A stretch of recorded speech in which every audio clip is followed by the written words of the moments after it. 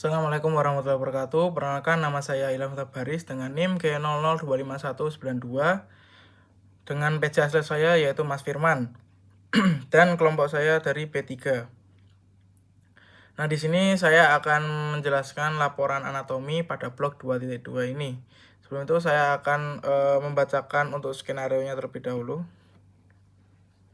Baik, untuk laporan pertama, saat kegiatan bermain, Rusdi, seorang anak laki-laki itu berusia 4 tahun, tiba-tiba berhenti berlari karena susah nafas.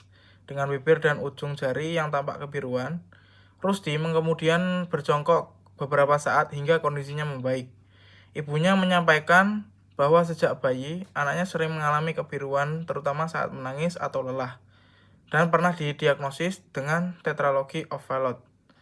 Untuk pertanyaannya, yang pertama, yang A, jelaskan sirkulasi fetal atau fetal circulation. Yang B, jelaskan salah satu gangguan akibat gagalnya penutupan struktur fetal setelah lahir. Dan C, jelaskan vaskularisasi arteri dan vena jantung. Oke, next. Baik, untuk sirkulasi fetal.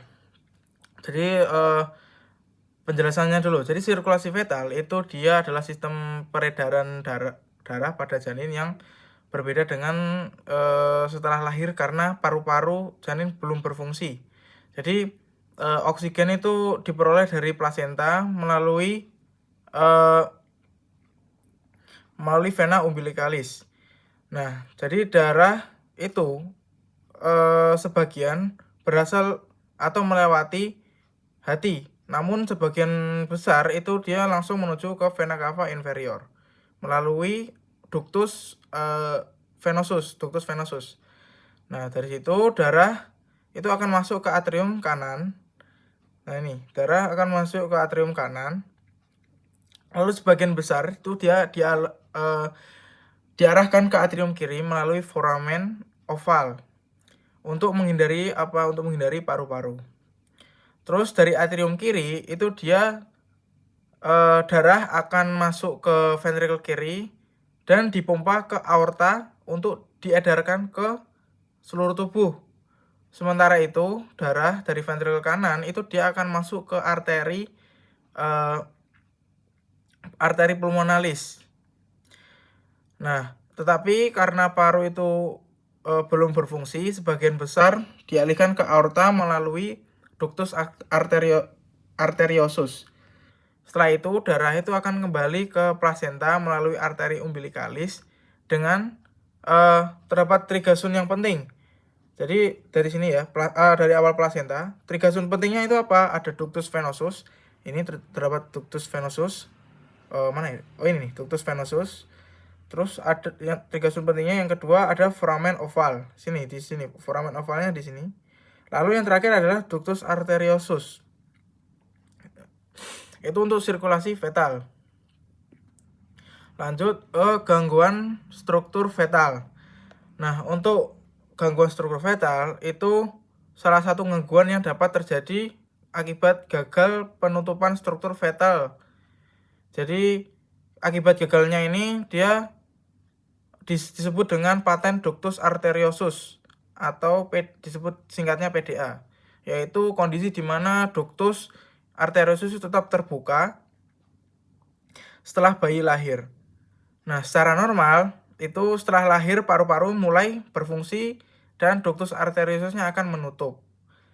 Namun jika tetap terbuka, darah itu dari aorta itu akan mengalir kembali ke arteri pulmonalis atau disebut dengan sun kiri ke kanan.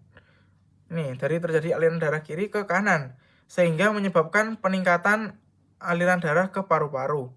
Terus juga terjadinya gejala sesak nafas dan resiko gagal ginjal. Resiko gagal jantung. Nah, kegagalan ini tuh sebagai penutupan juga pada foramen oval. Atau contoh lainnya ini, paten foramen oval PFO. Daerah sini untuk ductus arteriosusnya atau patennya bisa terjadi dan foramennya di sini. Seperti itu. Untuk gangguan struktur fetal. Next yaitu vaskularisasi jantung. Untuk vaskular jantung itu dibagi menjadi dua, ada arteri dan vena. Nah, untuk arteri, jadi jantung itu mendapatkan suplai darah dari arteri koroner yang berasal dari aorta. Terdapat dari aorta koronaria kiri dan aorta koronaria sebelah kanan. Untuk aorta koroner kiri itu bercabang menjadi arteri interventricularis anterior dan arteri circumflex yang mensuplai sebagai besar ventrikel kiri.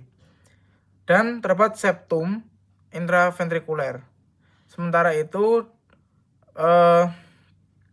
arteri koronaria yang sebelah kanan itu dia sebagai penyuplai atrium kanan, ventrikel kanan, serta sering memberikan cabang ke nodus senoatrial dan atrioventrikular.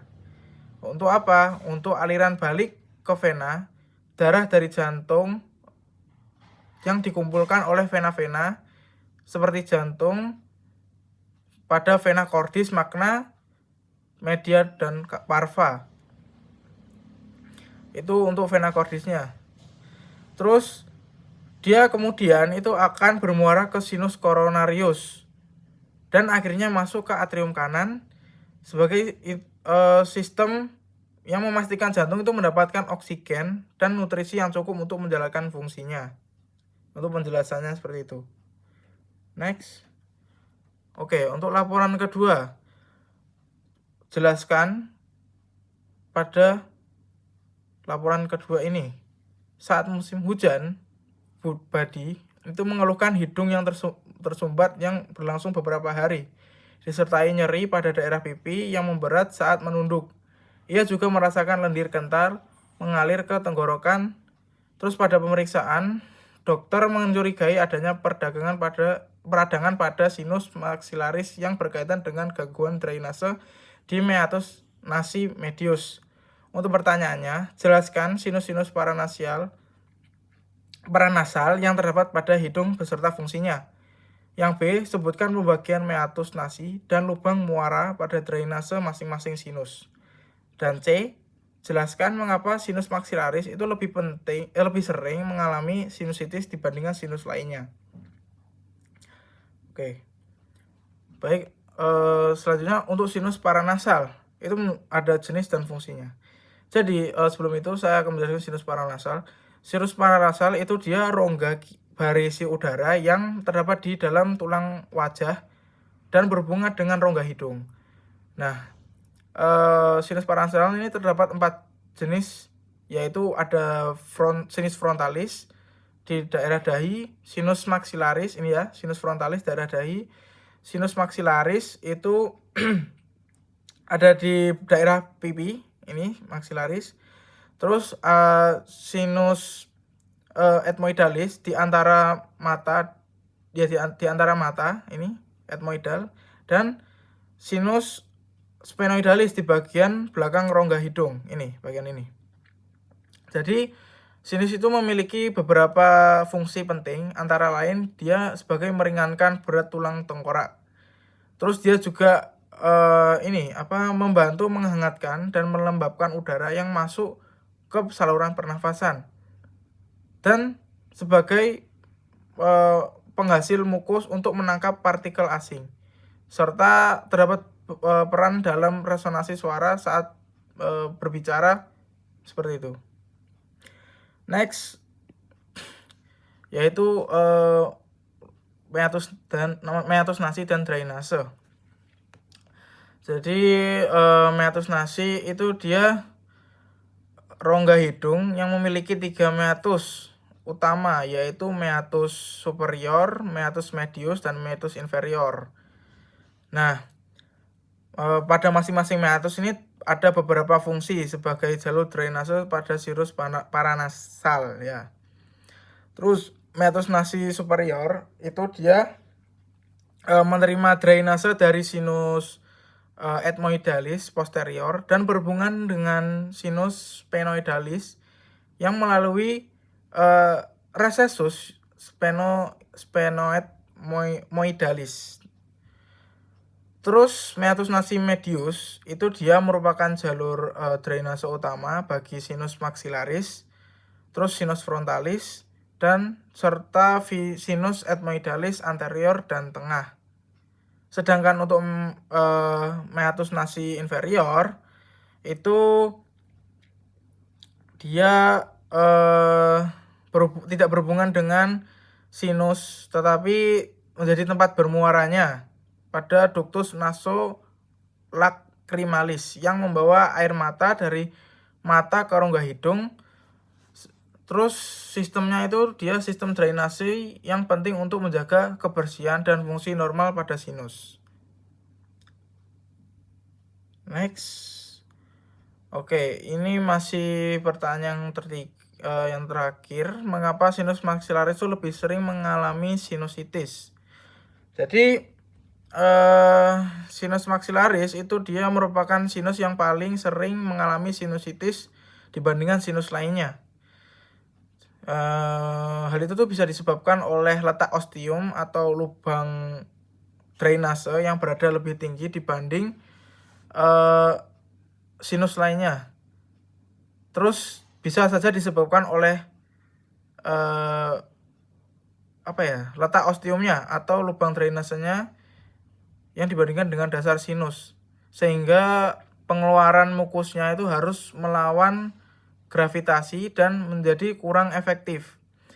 Nah, selain itu sinus maxillaris itu ada beberapa tempat muara.